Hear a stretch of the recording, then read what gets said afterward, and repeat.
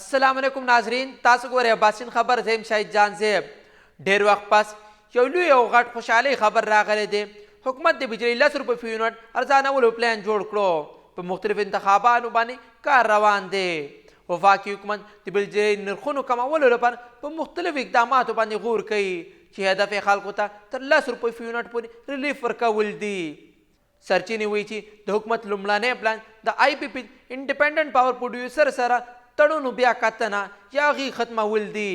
د 15 آی پی پی تړونو ختمولو سره به حکومت ته 311 اربه روپۍ مجموعي بچت وشي چې دا په کال کې 70 اربه روپۍ جوړیږي.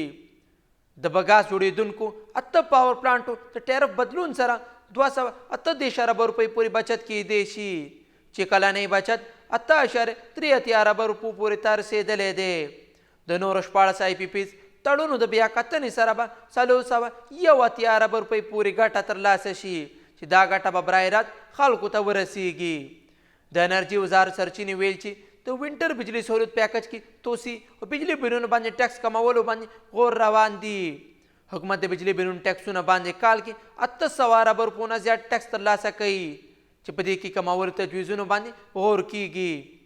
دا اقدامات دې لپاره دي چې د بجلی نرخونو کې تر 10 روپۍ فی یونټ پورې کمی ممکنه جوړه شي. د حکومت لخوا د خلکو د ریلیف لپاره په دې تجویزونو باندې په چټکۍ سره کار روان دی.